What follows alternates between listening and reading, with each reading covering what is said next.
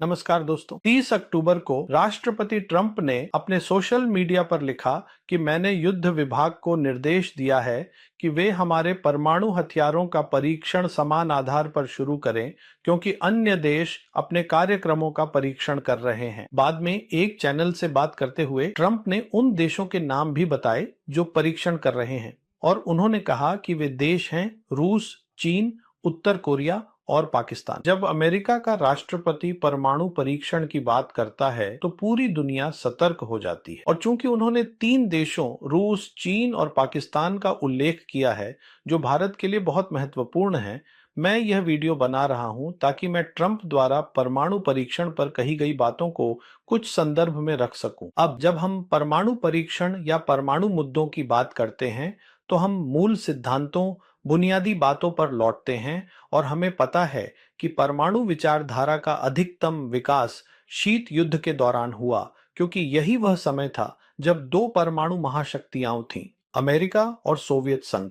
तो मैंने क्या किया है कि मैंने इस परमाणु विचारधारा से 2 विषय या 2 विचार चुने हैं, और इन्हीं पर मैं चर्चा करूंगा। पहला विषय यह है कि मैं पारंपरिक युद्ध और परमाणु युद्ध के बीच के संबंध के बारे में बात करूंगा, और फिर मैं परमाणु प्रतिरोधक क्षमता की अवधारणा के बारे में बात करूंगा जो अमेरिकियों और सोवियतों के बीच भिन्न। तो चलिए पहले विषय से शुरू करते हैं, जो है पारंपरिक युद्ध और परमाणु युद्ध के बीच क्या संबंध है, हमें इसे कैसे समझना चाहिए। अब हम जानते हैं कि शीत युद्ध 1945 में शुरू हुआ था, और 1950 के दशक तक अमेरिकियों को यह एहसास हो गया था कि सोवियतों के पास पारंपरिक सेनाओं की संख्या बहुत अधिक है, जो अमेरिकी सेनाओं से कहीं ज्यादा थी। उनके पास ज्यादा टैंक थे, ज्यादा विमान थे, ज्यादा तोपें थीं, हर चीज की संख्या ज्यादा थी। हालांकि तकनीक के मामले में वे अमेरिकियों के बराबर नहीं थे, लेकिन सच्चाई यह है कि बड़ी मात्रा में चीजों की अपनी एक अलग गुणवत्ता होती है। तो यह असंतुलन जो युद्ध के मैदान पर आ गया था, उसे ठीक करने की जरूरत थी, और अमेरिकियों को पारंपरिक सेनाओं में सोवियतों की बढ़त को संतुलित करना था। तो क्या किया जाए? राष्ट्रपति आइजनहावर को 2 विकल्प दिए गए थे। एक विकल्प यह था कि चलिए सोवियत संघ की पारंपरिक क्षमताओं की बराबरी करें।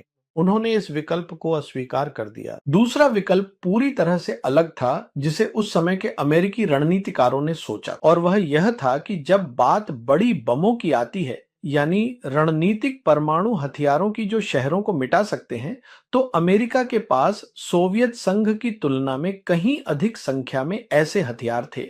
अब यह हकीकत थी, और इसलिए अमेरिकी रणनीतिकारों ने सुझाव दिया कि चलिए युद्ध के मैदान में सामरिक परमाणु हथियारों को पेश करते हैं।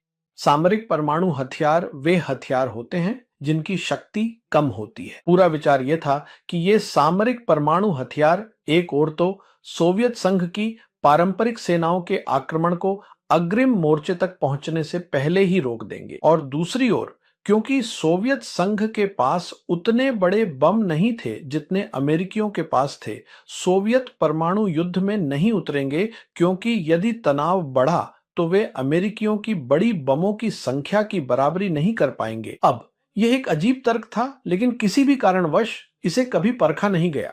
तो यह थी अमेरिका की पहली ऑफसेट रणनीति, जिसमें युद्ध के मैदान में परमाणु हथियारों की शुरुआत की गई थी।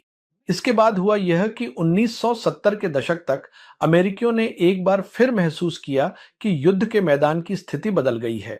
अब सोवियत संघ के पास भी उतने ही बड़े बम थे जितने अमेरिकियों के पास थे, उनके पास भी उतने ही सामरिक परमाणु हथियार थे जितने अमेरिकियों के पास थे, और उनके पास अब भी बड़ी पारंपरिक सेनाएं थीं।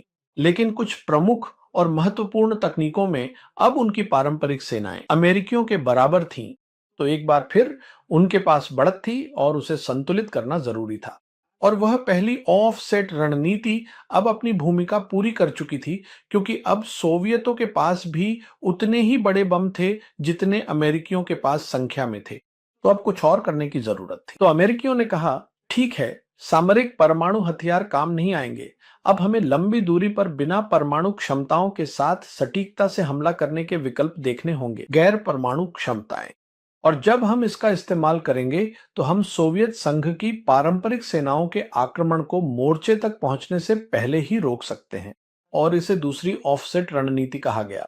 बेशक अमेरिकियों ने इसे सोवियतों के खिलाफ कभी नहीं आजमाया, लेकिन अमेरिकियों ने इसे 1991 की खाड़ी युद्ध में इराक के खिलाफ जरूर आजमाया था। जिसे दुनिया ने एक नई जंग कहा, वह एक ऐसी जंग थी जिसमें झटका और हैरानी थी, क्योंकि पहली बार अमेरिकियों ने कुछ पूरी तरह अलग दिखाया था। युद्ध नेटवर्क्स, अंतरिक्ष क्षमताओं और पीजीएम का संयोजन, जो कि प्रिसीजन गाइडेड म्यूनिशन है। अब पहली और दूसरी ऑफसेट रणनीति से जो सबक निकला वह काफी सीधा था कि जब बात पारंपरिक युद्ध और परमाणु युद्ध की आती है, विश्वसनीय प्रतिरोधक क्षमता अलग अलग बनानी पड़ती है। आपको विश्वसनीय पारंपरिक प्रतिरोधक क्षमता चाहिए और आपको विश्वसनीय परमाणु प्रतिरोधक क्षमता चाहिए। एक दूसरे का समर्थन नहीं करता। यह सबक आज भी उतना ही सच है, इसमें कोई बदलाव नहीं आया है। दोनों के लिए अलग अलग विश्वसनीय प्रतिरोधक क्षमता चाहिए। अब मैं उस दूसरी बात के बारे में बात करता हूं जो मैंने कही थी, परमाणु प्रतिरोधक क्षमता की अवधारणा। अब इससे पहले कि मैं इस पर चर्चा करूं, थोड़ा सा पृष्ठभूमि समझना जरूरी है। जहां तक सोवियतों का सवाल था, उनके पास सिद्धांतकार थे, सैन्य सिद्धांतकार, और सैन्य सिद्धांतकार का काम युद्ध के बारे में विचार प्रस्तुत करना था, क्योंकि सोच यह थी कि जनरल और सैन्य नेतृत्व अपने रोजमर्रा के कामों में इतने व्यस्त रहते हैं कि उनके पास इन सब चीजों के बारे में सोचने और उन्हें विकसित करने का समय नहीं होता। इसलिए उन्हें विचार थाली में परोस कर देने पड़ते हैं, और जो विचार उन्हें दिए जाते हैं उनके आधार पर वे युद्ध की अवधारणाएं तैयार कर सकते हैं, ताकि युद्ध जीतने की उनकी संभावनाएं अधिकतम हो सकें। तो वहां सैन्य सिद्धांतकार थे और ये रणनीतिकार थे, सैन्य रणनीतिकार। अब यह शब्द रणनीति ग्रीक शब्द से आया है, जिसका अर्थ है जनरल की कला। तो सोवियत जनरल स्टाफ का काम था इन विचारों को लेकर उन्हें युद्ध की अवधारणा में बदलना। इसके विपरीत अमेरिकियों के पास सैन्य सिद्धांतकार नहीं थे, उनके पास केवल रणनीतिकार ही थे। और जहां तक अमेरिकी रणनीतिकारों का सवाल था, वे इस बात को लेकर बहुत स्पष्ट थे कि जब हम युद्ध के मैदान को देखते हैं तो वहां केवल दो चीजें होती हैं। एक है युद्ध कौशल टैक्टिक्स, और दूसरी है रणनीति स्ट्रेटजी। रणनीति सबसे उच्च स्तर पर होती है, जहां सैन्य और राजनीतिक नेतृत्व संवाद करते हैं। बाकी सब युद्ध कौशल टैक्टिक्स है अमेरिकियों के लिए। इसका मतलब है कि जहां तक अमेरिकियों का सवाल है, सबसे निचले स्तर पर भी, यानी अग्रिम पंक्ति में कनिष्ठ नेताओं को भी युद्धाभ्यास की कला की समझ होनी चाहिए, क्योंकि वे इसमें शामिल होते हैं। अब जहां तक सोवियत संघ के सैन्य सिद्धांतकारों का सवाल था, उन्होंने कहा कि नहीं, हम केवल इन दो स्तरों को स्वीकार नहीं करते। उन्होंने कहा कि हाँ, रणनीति ही सबसे आगे है, लेकिन जब आप गहराई में जाते हैं तो स्थिति बदल जाती है। तो क्यों ना ऐसी क्षमताएं और तकनीकें हों जो गैर परमाणु हों, जो सभी को गहराई में भी मार सके। तो उन्होंने कहा कि गहराई में क्या होगा, चलिए इसे युद्ध का संचालन स्तर कहते हैं। यह बात कहने की है कि यह सोवियत सैन्य सिद्धांतकार थे जिन्होंने युद्ध के संचालन स्तर की यह अवधारणा प्रस्तुत की थी, और इसके बाद इसे द्वितीय विश्व युद्ध में सोवियत संघ के सैन्य रणनीतिकारों और जनरल स्टाफ द्वारा आजमाया गया। यह सफल और विश्वसनीय साबित हुआ। तो संचालन स्तर के युद्ध की अवधारणा में सोवियतों का योगदान है, और पहली बार अमेरिकियों ने सोवियतों को बहुत करीब से देखने के बाद इसका उल्लेख अपने 1982 के फील्ड मैनुअल में किया, जो वायु और युद्ध पर था। लेकिन किसी कारणवश उन्होंने कभी भी संचालन स्तर के युद्ध को पूरी तरह से नहीं अपनाया। वे अब भी रणनीति और युक्तियों के संदर्भ में ही बात करते हैं। तो अब बात यह है कि एक बार जब हम सोवियतों के संचालन स्तर के युद्ध में योगदान को समझ लेते हैं, अब आइए पारंपरिक और परमाणु युद्ध पर नजर डालते हैं। जहां तक पारंपरिक युद्ध की बात है, जैसा कि मैंने कहा, अमेरिकियों ने मोर्चे से ही युक्तियों को बहुत महत्व दिया, लेकिन सोवियतों के लिए युक्तियां एक गौण विषय हैं, क्योंकि उनके लिए संचालन स्तर के युद्ध में गहराई तक युद्ध कौशल या सेनापति की कला का प्रदर्शन होना चाहिए। और जैसा कि मैंने कहा, वे ऐसा करना चाहते हैं। उन्होंने यह गैर परमाणु क्षमताओं और तकनीकों के साथ किया। तो उनमें से चार चीजें थीं, और यह चार चीजों का एक संयोजन था जिस पर सोवियत संघ, उनके जनरल स्टाफ ने संचालन स्तर के युद्ध के लिए काम किया। और वे थे वर्टिकल ट्रूप स्ट्राइक। अब ये एयर मोबाइल फोर्सेस के बारे में था, और हम जानते हैं कि एयर मोबाइल फोर्सेस में एयरबोर्न फोर्सेस और एयर असॉल्ट फोर्सेस शामिल होती हैं। यहां ध्यान देने वाली बात यह है कि एयर मोबाइल फोर्सेस के मामले में सोवियत संघ के पास इस अवधारणा के कारण अमेरिकियों की तुलना में कहीं अधिक बल थे। दूसरी बात थी एकीकृत फायर स्ट्राइक। आप विमान, मिसाइल और तोपखाने की फायर स्ट्राइक को एकीकृत करते हैं, यह किया गया था। फिर सोवियतों के पास ऑपरेशनल मैन्यूवर ग्रुप्स थे। अब ये छोटे संभालने योग्य समूह थे, संरचनात्मक इकाइयां जो एक ब्रिगेड से थोड़ी बड़ी थीं। पूरा विचार यही था कि उन्हें तेजी से आगे बढ़ना था। आप बस आगे की पंक्ति को काटते हैं और तुरंत गहराई की ओर दौड़ते हैं। यही ऑपरेशनल मैन्यूवर ग्रुप का काम था। और निश्चित रूप से यह बहुत आसान नहीं था, क्योंकि लॉजिस्टिक्स में कठिनाइयां थीं, कमांड और कंट्रोल में कठिनाइयां थीं, एकीकृत वायु रक्षा में कठिनाइयां थीं, लेकिन इन सब के बावजूद इस अवधारणा को लेकर सोवियत संतुष्ट थे। और चौथा तत्व था उनके विशेष बल, जो दुश्मन की पंक्तियों के पीछे काम करते थे। अब आइए इस ऑपरेशनल स्तर के युद्ध की अवधारणा को इन सभी क्षमताओं के साथ देखें और समझें कि यह सोवियतों के लिए कैसे काम करती थी, चाहे पारंपरिक युद्ध क्षेत्र हो या परमाणु युद्ध क्षेत्र।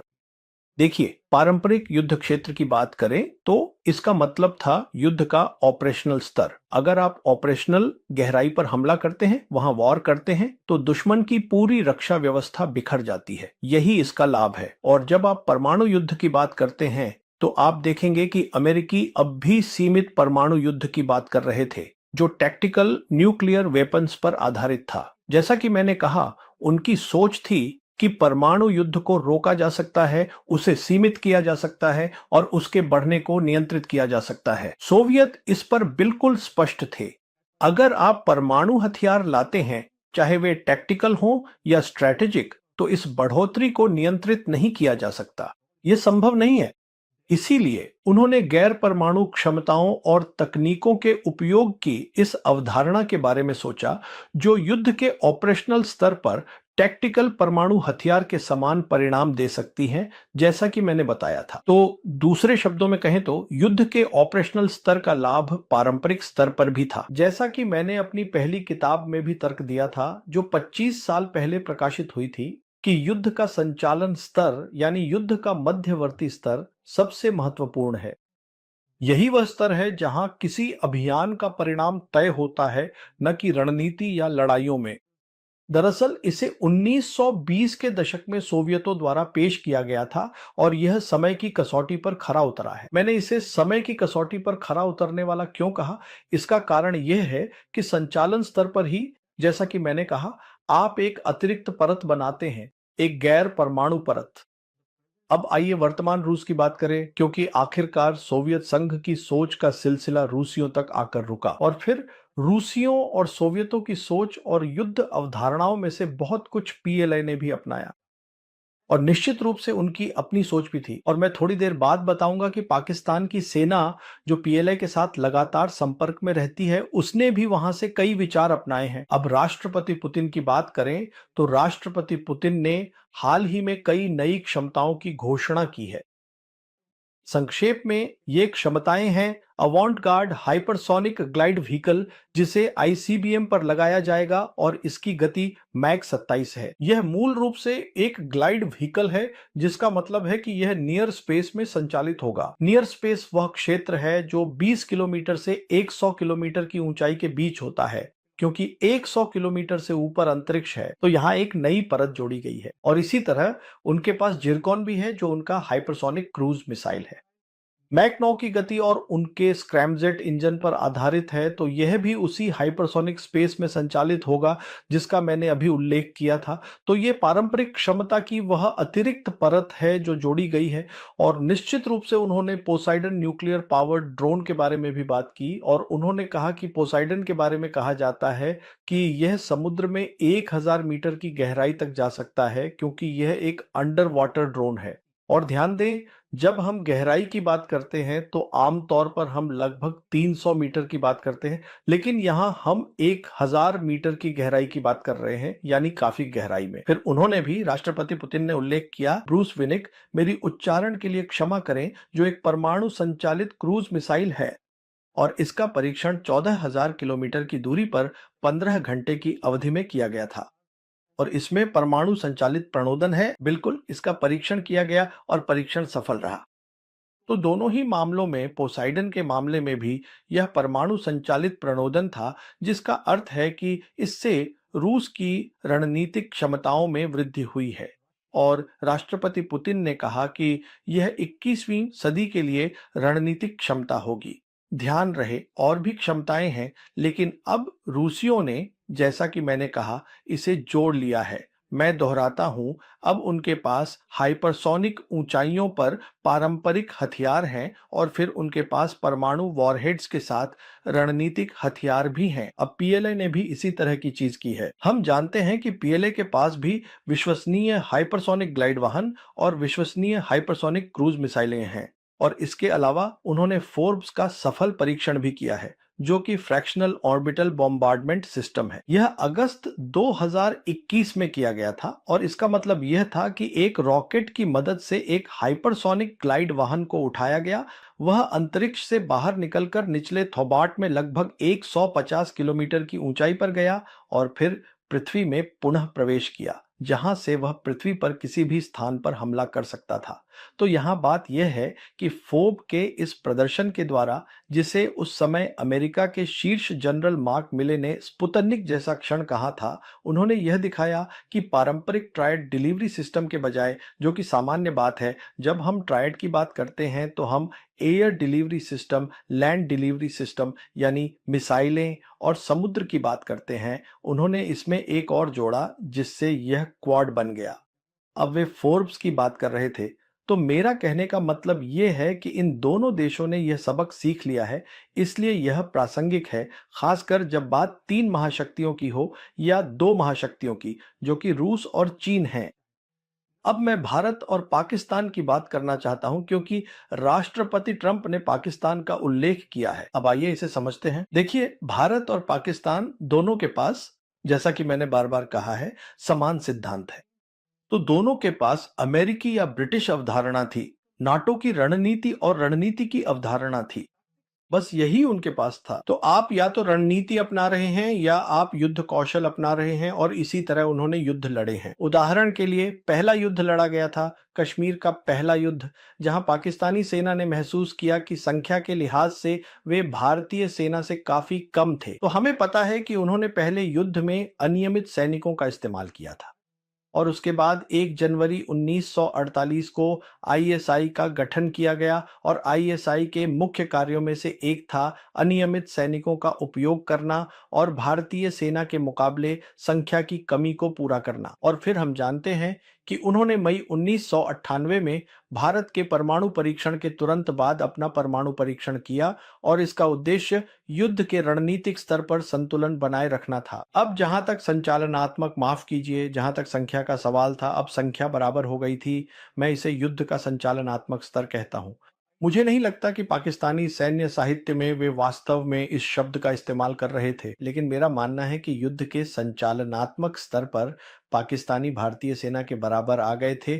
और इसके दो कारण हैं, दो प्रमाण हैं, जिनकी वजह से मैं ऐसा कहता हूं। पहला कारण यह है कि जितने भी युद्ध उन्होंने लड़े, 65 का युद्ध, 71 का युद्ध, पहली सैन्य रेखा बनाई गई थी 1 जनवरी 1949 को, जिसे सीज फायर लाइन कहा गया था। वह सैन्य रेखा आज भी जमीन पर मौजूद है, जिसका मतलब है कि उन्होंने युद्ध के संचालनात्मक स्तर पर बराबरी की, जिसे मैं अभियान स्तर पर युद्ध जीतना कहता हूं। इसी वजह से भारतीय सेना उस रेखा को मिटा नहीं सकी और केवल उस रेखा का नाम बदला गया।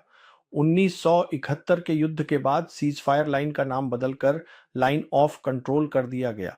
और दूसरा कारण यह है कि 1991 से पाकिस्तान सेना जम्मू और कश्मीर में प्रॉक्सी युद्ध कर रही है, और इसका कारण बहुत सीधा है कि उन्हें यह विश्वास है कि अगर भारत युद्ध करता है तो उनके पास भारत का मुकाबला करने की क्षमता है। भारत विश्वसनीय पारंपरिक क्षमताएं विकसित नहीं कर पाया है, और उन्हें लगता है कि वे भारतीयों के बराबर हैं, और यह साबित भी हो चुका है क्योंकि वे प्रॉक्सी युद्ध जारी रखे हुए हैं। फिर हमने ऑपरेशन सिंदूर होते देखा, और ऑपरेशन सिंदूर में पहली बार हमने देखा कि, जिसे मैं एक मोर्चा एकीकृत युद्ध कहता हूं, जहां पीएलआई ने पाकिस्तान सेना का पूरी तरह से समर्थन किया, अपनी गैर घातक क्षमताओं और अन्य क्षमताओं के साथ, बिना अपना हाथ दिखाए। तो हमने यह देखा, और तुरंत ही जो पाकिस्तानियों ने किया है वह यह है कि सिंदूर के बाद उन्होंने एक बड़ा संरचनात्मक सुधार किया है और यही मैं कहता हूं कि यह उनके पीएलआई के साथ करीबी संपर्क के कारण हुआ है। उन्होंने जो किया है वह यह है कि उन्होंने पाकिस्तानी सेना के तहत एक आर्मी रॉकेट फोर्स कमांड स्थापित की है। और मैंने कहा था जब यह बनाया गया था, दरअसल मैंने इस पर एक वीडियो भी किया था, मैंने कहा था अब युद्ध के संचालन स्तर की अवधारणा जीवित हो गई है। यह पाकिस्तान की सेना में दो कारणों से स्थापित किया गया है। पहला, हमने पाकिस्तान एयरफोर्स का प्रदर्शन देखा जहां उन्होंने अपने मल्टी डोमेन ऑपरेशंस दिखाए जो कि युद्ध के संचालन स्तर पर था, न कि केवल डॉग फाइट्स करने के बजाय। और अब उन्होंने इसे बनाया, इसे खड़ा किया, तो मैंने कहा ये दोनों संस्थाएं, पाकिस्तान एयरफोर्स और Pakistan army rocket force command, जिनके पास अपनी मिसाइलें होंगी, वे युद्ध के संचालन स्तर पर काम करेंगी और यही युद्ध का निर्णायक स्तर है। और कुछ हफ्तों बाद, दरअसल कुछ महीनों बाद, मैंने उनके एक बहुत ही प्रमुख जनरल, पाकिस्तान के लेफ्टिनेंट जनरल खालिद किदवई का एक आकलन या व्याख्यान सुना। अब जनरल किदवई ने बहुत स्पष्ट रूप से कहा कि Pakistan army rocket force command यह पारंपरिक युद्ध और परमाणु युद्ध के बीच एक स्तर बना रही है। और उन्होंने कहा कि इस आर्मी कमांड के पास केवल पारंपरिक मिसाइलें ही होंगी। तो आप देख सकते हैं कि मैं पहले किस बारे में बात कर रहा था कि आप एक परत बनाते हैं, आप बीच में एक स्तर बनाते हैं और वही है संचालन स्तर का युद्ध। और ऐसा ही है, ये हो चुका है। जनरल किदवई ने इसकी पुष्टि की है कि हाँ, ये किया जा चुका है। अब इसके साथ ही हमें यह भी पता है कि वे समुद्र आधारित प्रतिरोधक क्षमता की संभावना पर भी विचार कर रहे हैं। और हमें पता है कि उन्होंने एसएलबीएम बाबर 3 का परीक्षण किया है और यह पहली बार 2017 में परीक्षण किया गया था, फिर 2018 में परीक्षण हुआ और अब इसे हांगोर पनडुब्बियों के साथ एकीकृत किया जाना है जो वे चीन से प्राप्त कर रहे हैं। तो उन्होंने परीक्षण किया है, लेकिन यह किस चीज का परीक्षण है, ये किसका परीक्षण है? यहाँ कोई परमाणु परीक्षण नहीं किया गया है। यह बाबर 3 मिसाइल का परीक्षण है जो परमाणु वॉरहेड ले जाएगी, ठीक वैसे ही जैसे रूसियों ने किया है और वैसे ही जैसे चीनियों ने किया है। लेकिन पाकिस्तान की बात पर वापस आते हैं। एक और कारण है, सिंधु के बाद जहां तक दुनिया का सवाल है, उन्होंने यह आकलन किया है कि पाकिस्तानी सेना ने अच्छा प्रदर्शन किया और उसी के आधार पर पाकिस्तान की भू राजनीतिक स्थिति में काफी वृद्धि हुई है। तो बात यह है कि जब भी सिंधु 2 जैसी कोई घटना होगी, चीन पाकिस्तान का पूरी तरह से समर्थन करेगा, क्योंकि पाक चीन ने लगातार यह रुख अपनाया है कि हम पाकिस्तान की क्षेत्रीय अखंडता और संप्रभुता का समर्थन करेंगे। इसका मतलब है कि पाकिस्तान की पारंपरिक क्षमताओं के लिहाज से मैं चाहता हूं कि भारतीय पक्ष यह सोचे कि चीन की मदद से वे भारतीय सेना के मुकाबले कहीं अधिक सक्षम होंगे। इसलिए उन्हें वास्तव में किसी और परीक्षण की कोई आवश्यकता नहीं है। उन्हें परमाणु परीक्षण क्यों करना चाहिए, इसका कोई मतलब नहीं बनता। और इसके अलावा वे अपने बढ़े हुए भू राजनीतिक दर्जे को परमाणु परीक्षण करके क्यों खतरे में डालेंगे? और चीनी खुश नहीं होंगे, रूसी खुश नहीं होंगे और अमेरिकी भी खुश नहीं होंगे। और आज ये तीनों महाशक्तियां हैं, उनके साथ पाकिस्तान के अच्छे संबंध हैं, पाकिस्तान के इन सभी के साथ अच्छे संबंध हैं। ये सब खतरे में नहीं डालेगा। अब ट्रंप के मुद्दे पर वापस आते हैं, तो सवाल यह है कि ट्रंप ने परमाणु परीक्षण के बारे में इस तरह क्यों बात की है? अब देखिए, जब वह मीडिया से परीक्षण के बारे में बात कर रहे थे, तो काफी घुमा फिराकर, जहां तक उनके ऊर्जा सचिव क्रिस राइट का सवाल है, उन्होंने बहुत स्पष्ट रूप से कहा कि राष्ट्रपति ट्रंप ने जो आदेश दिया है वह सिस्टम परीक्षण का है। यही आदेश दिया गया है, उससे ज्यादा कुछ नहीं। इसका मतलब है कि वे अपने कुछ सिस्टम्स पर काम करना चाहते हैं, जैसे डिलीवरी सिस्टम्स, प्रोपल्शन सिस्टम्स। यही आदेश दिया गया है। तो फिर ट्रंप ने यह सब क्यों कहा? मेरे आकलन में मैं केवल एक ही कारण सोच सकता हूं कि उन्होंने ऐसा क्यों कहा। वह यह है कि अब वे अपनी विदेश नीति में सीधे तौर पर दो अन्य महाशक्तियों यानी चीन और रूस के साथ संवाद कर रहे हैं। शायद वह अपने घरेलू दर्शकों को यह संदेश देना चाहते थे कि देखिए, मैं इन परीक्षणों को करके उनसे ताकत की स्थिति में बातचीत कर रहा हूं, क्योंकि वे भी परीक्षण कर रहे हैं और यह स्पष्ट बना रहे हैं कि यह किस प्रकार का परीक्षण है। क्या यह परमाणु परीक्षण है या यह परमाणु हथियारों की डिलीवरी के लिए सिस्टम का परीक्षण है? अब अपने अगले वीडियो में मैं युद्ध के संचालन स्तर की इस अवधारणा को और विस्तार से समझाऊंगा और यह बताऊंगा कि आधुनिक युद्ध में यह कैसे बदल गया है और क्यों यह बहुत महत्वपूर्ण है कि भारतीय सेना इस संचालन स्तर के युद्ध को पूरी तरह से समझे। बहुत बहुत धन्यवाद।